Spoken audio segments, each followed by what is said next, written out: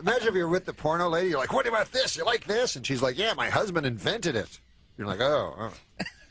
Because you know how you think you got your own moves? Yeah. Mm-hmm. Have you ever been with a porn star? No, I never would do it because I wouldn't want to pull out my measly...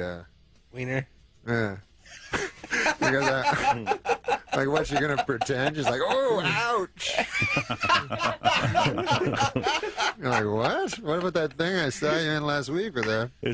Is this a good surprise for you guys or a weird surprise to Norm? I'm such a big fan of Norm's, man. It's the first time you guys have met this morning, right? Yeah. So Jonah, I'm so psyched. That's awesome. When I knew you were coming in, I started thinking of the serious stuff, and I got to tell you about one thing.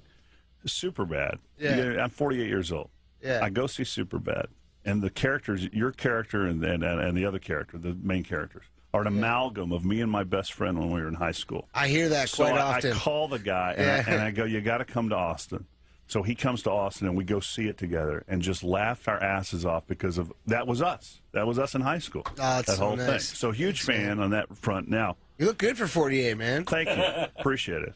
You got a guy who looks like Bruce Springsteen. You got a guy who looks like he's 25 and he's 48. How old do you think he is? Good-looking bunch around here. How old do you think he is? Good-looking city. How old do you think Bob is? I would say 34. Try 53. Yeah, well, that's how old Bruce Springsteen is. No, he's 60.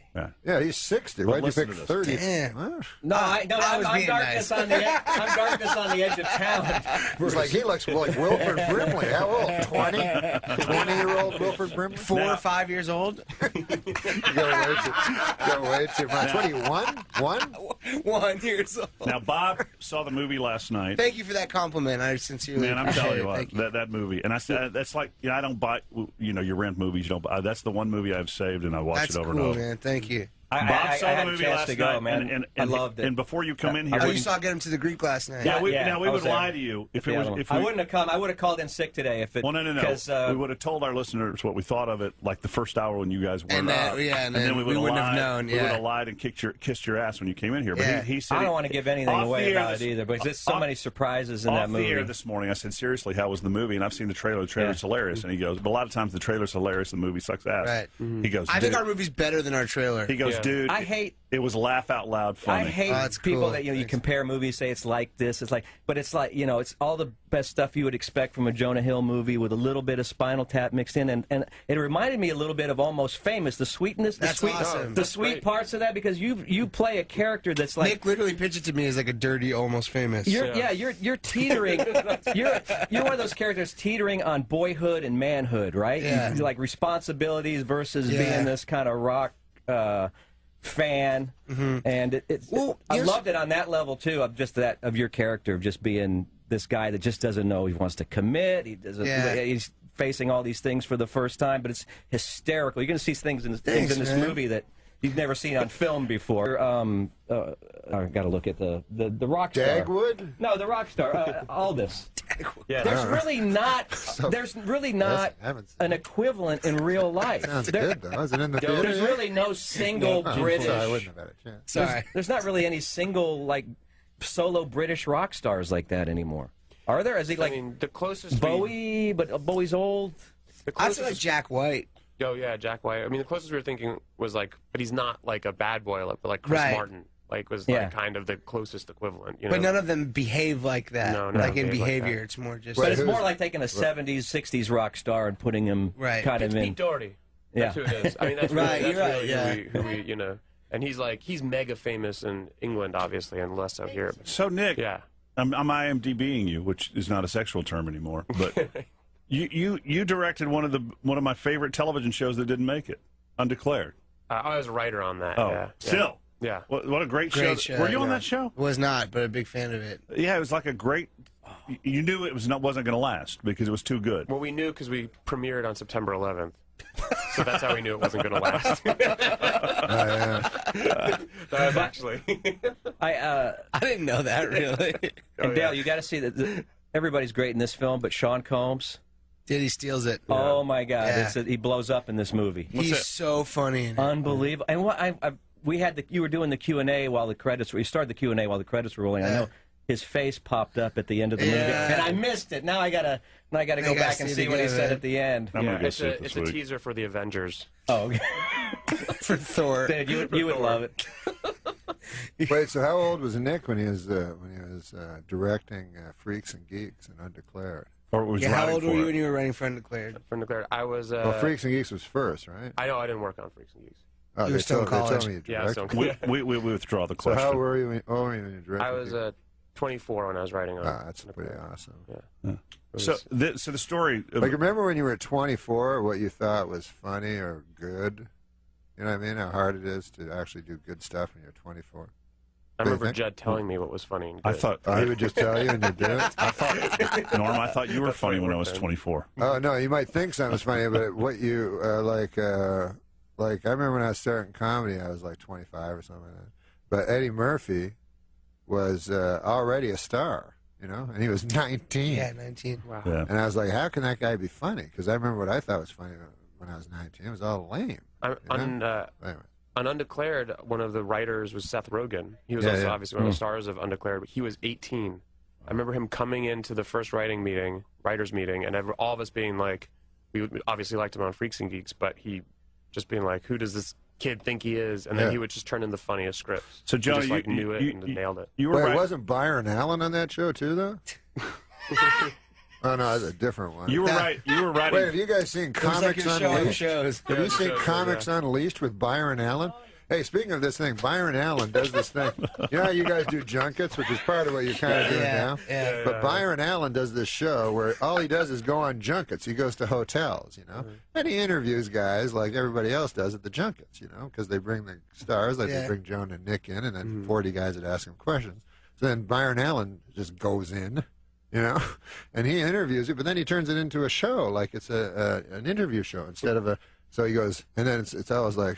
It shows at 1 o'clock in the morning. He goes, tonight on the it's Byron Allen's voice. He goes, tonight on the Entertainers, Jonas Hill, Harrison Ford, Eddie Murphy, George Harrison. It's like the biggest stars of all time. So it's like a big talk show, but it's a junket. And it's just him in like a small room, like with the guy with a poster behind him. 5 minutes like each, 2 right? years ago that he did a movie. And then Byron, at the start of the interview, he goes, hey, man. It's like 1 o'clock in the morning. He goes, he always starts the interview the same place, be like Harrison Ford, who clearly has no idea who Byron is. So Byron goes, hey, man, the last time we talked, man, you were doing that movie about the Russian guy.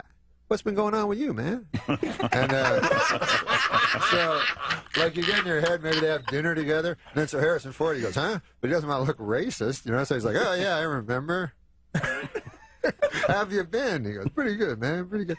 So he's a master at it costs him nothing. That's a really good practical joke. Right. And Byron Allen is just one of 100 interviews he did that day. Yeah.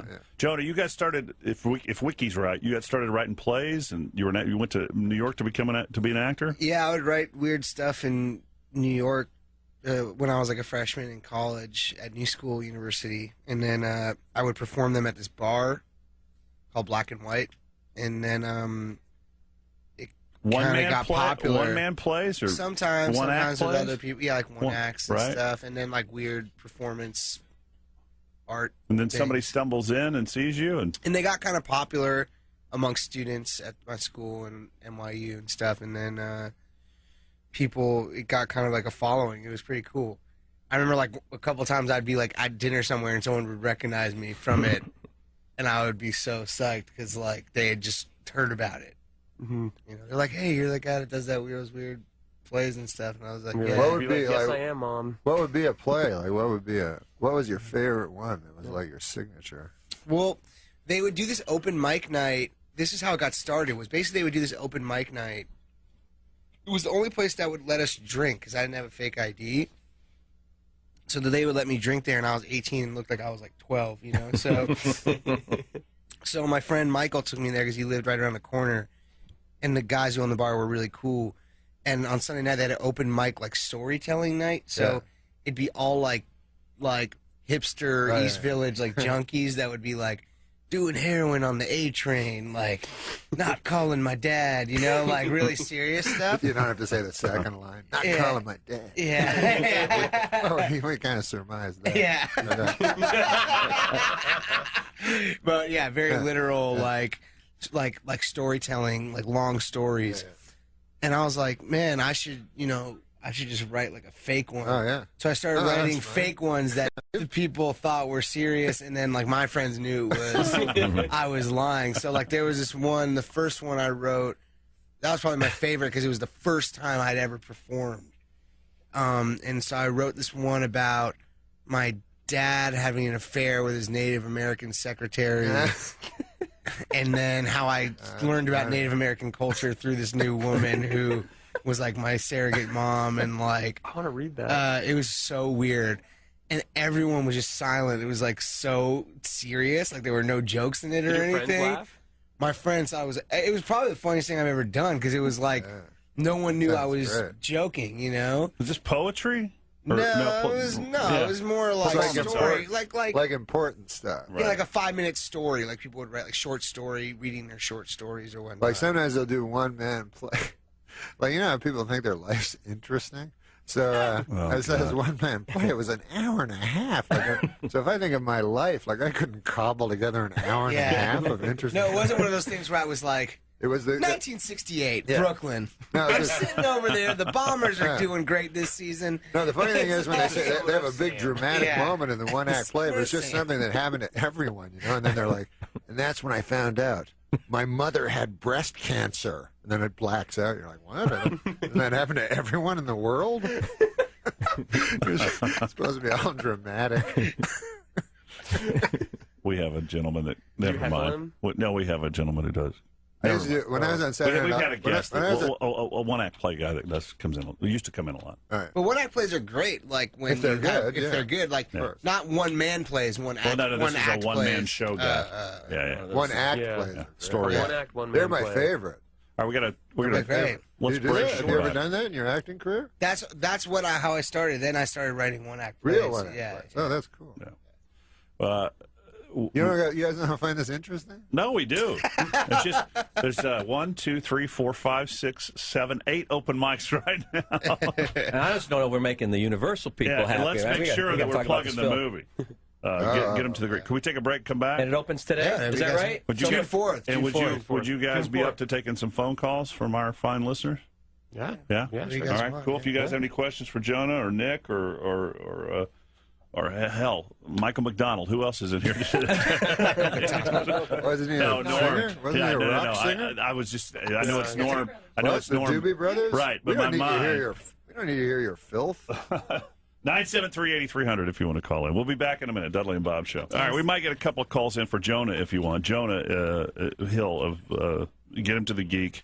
Get him to the Greek. Greek. Sorry, y'all cut me a break. I was just talking about the geeks in Superbad. Yeah, we were just talking about that. So Get him to the Greek. 973-8300. Get him to the Greek. June 4th. And I told. Yeah, it's not out yet. Oh, it's June 4th. Yeah. Oh, I thought it might be showing this weekend. But Bob saw it last night. Wait, am I in this movie? No. Yeah. Have you seen it? And Nick. Do you know what it's about? You're no, the people no, versus Larry because, Flynn. because I asked Jonas. He said it wasn't even out on the screen yet. Nick, is it June is 4th. it a sequel somewhat loosely? I would say it's a spin-off, but it's pretty different. There's Yeah. not. I You know, heard it was a sequel to Weird Science. that's your source is incorrect. Okay, I'm sorry. I don't know. You should get a new I just know what I source. hear on the To street. Saving Sarah Marshall. What? Forgetting. You don't know the titles of any of the movies. I loved you in Super Good too, by the way. Yeah. Forgetting Sarah Marshall. It's yeah. good because I honestly can't remember your name. That's all right. I'm Dave. That's okay. Just call me Dave. Everybody does. So Yeah, but, there's some recurring but characters is in the there. rock star that has the same name? Or? Yeah, he's playing the same guy. Okay. Yeah, Russell Brand's character, Aldous Snow, is the same guy as he was in Forgetting Sarah Marshall. And other than that, there's no... Right, but there's Jonah no in this overlap. movie is a junior record executive Yeah. who's got an idea Yeah. that he's trying to get Yeah. across to his boss, and his boss accepts it, and then you've got the responsibility. It's like a road picture. You got the Yeah. responsibility of getting this rock star. It's kind of like a this dirty, has-been. almost Well, famous. He's not is really a good- has-been, but he's had rough times. I would say it's kind of like a mix between Almost Famous and Midnight Run. Yeah. Now is it like? You know, like it's like a road movie with one guy escorting, a normal guy escorting Right. a really crazy, messed up And guy. Trainspotting. A little bit of... And trains. And the last detail, if you've ever Last seen detail, that. just look at it. You know, we watched the last detail, like, I watched it, like, every day before we started Superbad. I thought that was, like, one of my main references for Superbad. Yeah. There's just like three guys Nicholson's like greatest flick. getting like hammered and like I want crazy. to ask you that when you're doing Were you Randy Quaid? I was Randy Quaid, obviously. Yeah, man. I watched Sid and Nancy before getting to the Greek. I'm not kidding. That was my. I watched my favorite year in Midnight Run. And I just saw my favorite year a few weeks ago. It was my good. favorite year was so good. I was watching this hardcore. How do you know when you're porn. shooting What? a comedy like this that you got it, that you're getting it right when you're filming it? I mean that You hope and pray you're getting it right. You don't because really know. there's not an audience there laughing. I always wondered, you shoot several different takes in different ways. We shoot every tone possible in each scene. I'm getting that signal from the publicist. It's time to wrap up. That you guys have to go somewhere else. Well, let's take a phone call before we leave because that was rude because we said we were going to. The only phone call I have wants to ask Norm a question. Okay, great. Well, I was just trying to be respectful. No, you're very fine. Listen, I'm a big fan. Well, It's kind of crazy in here today. I wished I had about 1 million questions for you. Oh man, well, no. I wish I had questions for you. Listen, I wish I knew the names of your films. No. I said I have 1 million questions for you. I wish we had more time. Did I say I wish we had more questions? I know what you meant. It's okay. June 4th, get into the Greek. Austin's the best town ever, and I'm not BSing. It is the coolest place on I earth. love this city. It's so cool. Yeah. All right, guys. Thank you very much. Well, Are you thanks so much staying, for having Norm, or are you going? I got a phone call. Oh, you're staying for your phone call.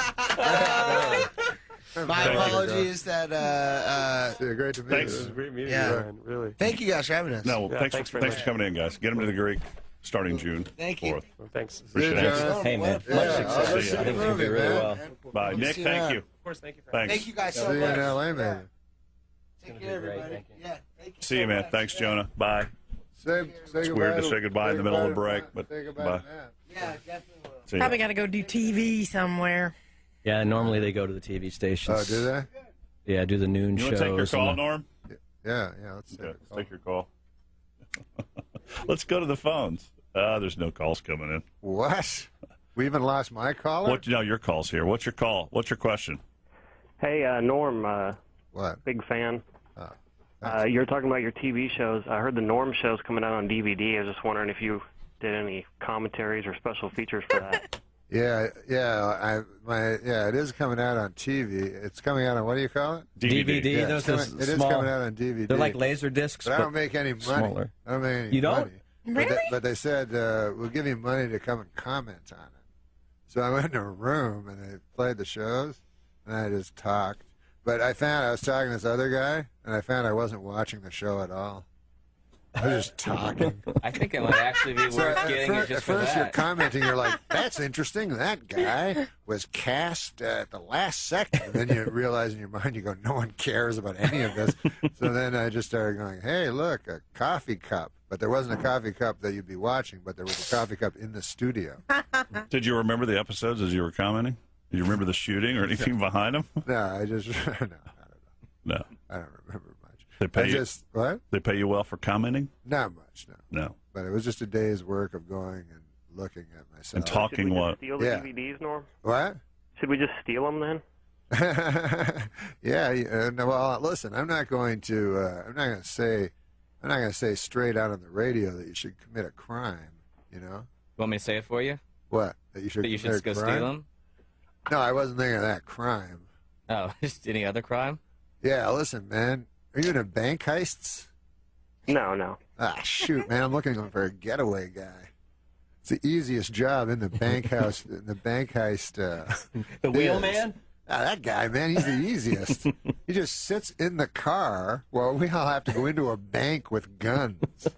Guy's just sitting Yeah, in the but car. he's the guy with the cop is always, tapping on the window going, hey, move it along. This is Well, no no, parking that's zone. just in movies, man. That's just in movies. In real life, the guy's just parked in front of the ATM, and then you run out. There's gunfire going all around your head, and All then you you gotta can't do get is the step door on it. open. You come on, Frank. And he's like, I told you guys, I'm not good with guns. And you're like, gun it. Hit it. Pedal to the metal. Yeah, well, like he wouldn't know that. That's his one thing. Like, drive You fast. swear you've never had an acid flashback?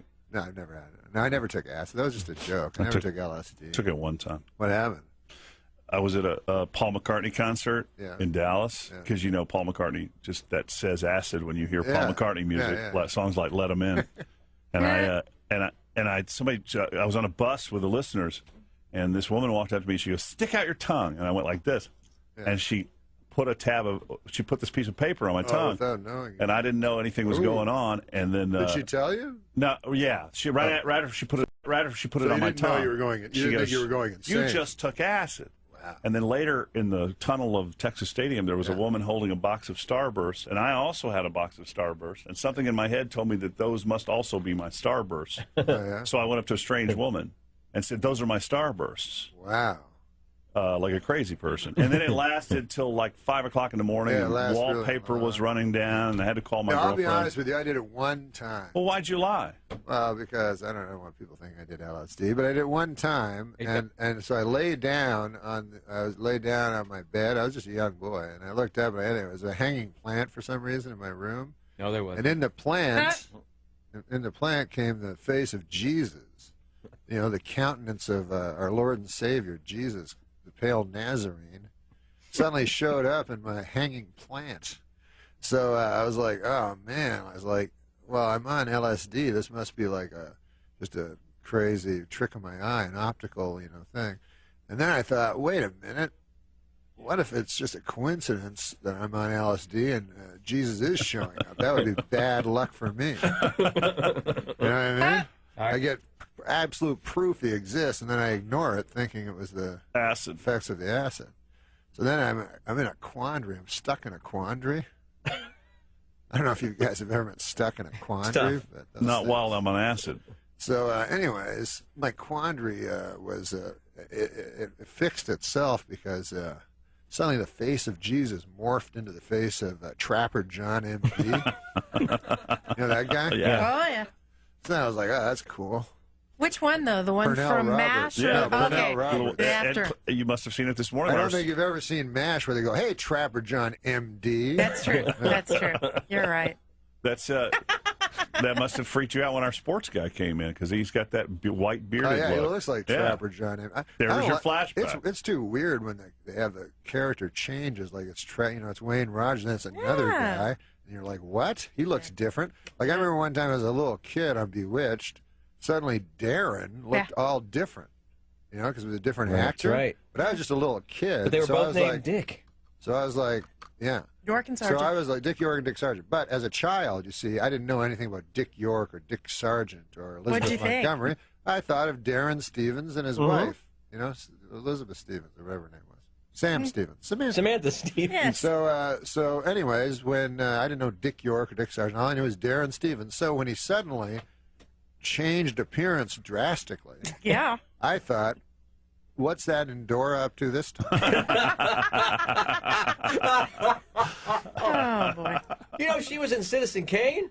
Yes, she was. Yeah, she was in Citizen Kane. She always played, Endora. What about when you Mrs. get Crab. cast? It's tough when you get cast as an old bag. Yeah. And like when you're reading the script, or it even says old bag shows up. You're like, what's this mine? But like they had the show Jake and the Fat Man. So Who was William Conrad? William who was, Conrad? he was Bill canon. Conrad. Yeah, Bill Conrad. Beautiful man, I hear. great actor? But he was canon. He was a big star, a big Quinn Martin star.